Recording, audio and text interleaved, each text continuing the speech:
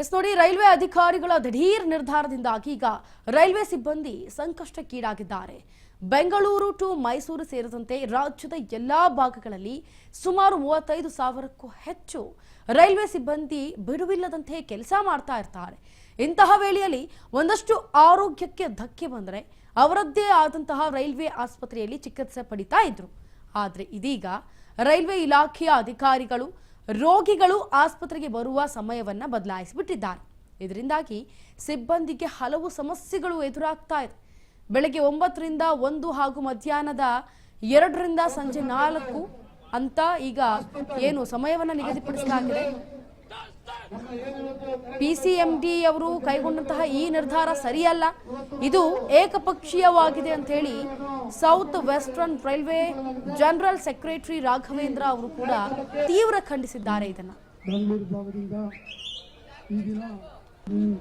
ಬೆಂಗಳೂರು ಭಾಗದಿಂದ ಈ ದಿನ ಇಲ್ಲಿ ನಾವೆಲ್ಲ ಸೇರಿ ನಮ್ಮ ಕಾರ್ಮಿಕರ ಹಕ್ಕಿಗಾಗಿ ಹೋರಾಟ ನಡೆಸ್ತಾ ಇದ್ದೀವಿ. ಕಾರಣ ತಮಗೆಲ್ಲ ಗೊತ್ತಿದೆ, OPD ಟೈಮಿಂಗ್ಸ್ನ ಏಕಾಏಕಿ ಬದಲಾಯಿಸಿದ್ದಾರೆ.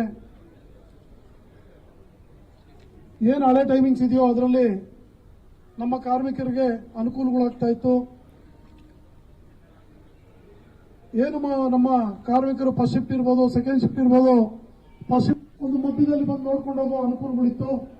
ಹಾಗೆ ಜನರಲ್ ಶಿಫ್ಟ್ ಬಂದಿ ಸ್ಟಾಫ್ಗಳು ಕೂಡ ಓಪನ್ ಲೈನ್ ಸ್ಟಾಫ್ ಒಂದು 2-3 ಗಂಟೆಯಲ್ಲಿ ಇಲ್ಲ ಬೆಳಿಗ್ಗೆ ಮಧ್ಯಾಹ್ನ ಟೈಮಲ್ಲಿ ಲಂಚ್ ಟೈಮಲ್ಲಿ ಹೋಗಿ ಬಂದು ಅವರ ಆಸ್ಪತ್ರೆ ಬಂದು ಹೋಗಬಹುದು. ಆದರೆ ಇವ್ರು ಮಾಡ್ತಾ ಇರೋ ಟೈಮಿಂಗ್ಸ್ ಬಂದು ಓಪನ್ ಲೈನ್ ಸ್ಟಾಫ್ಗೆ ಆಗೋದಿಲ್ಲ. ಓಪನ್ ಲೈನ್ ಸ್ಟಾಫ್ಗೆ ಸೌತ್ ವೆಸ್ಟರ್ನ್ ರೈಲ್ವೆ ಹಾಸ್ಪಿಟಲ್ ಮುಂದೆ ನಮ್ಮ ಏನಿವತ್ತು ಕರೆ ಕೊಟ್ಟಂತ ನಮ್ಮ ಜನರಲ್ ಸೆಕ್ರೆಟರಿ ಅವರು ಕರೆ ಕೊಟ್ಟ ಮೇರೆಗೆ ಇವತ್ತು ನಾವು ನೇರವಾದ ಪ್ರತಿಭಟನೆಯನ್ನು ಹಾಸ್ಪಿಟಲ್ ಮುಂದೆ ಹಮ್ಮಿಕೊಳ್ಳಲಾಗಿದೆ. ಈ ಕಾರ್ಯಕ್ರಮಕ್ಕೆ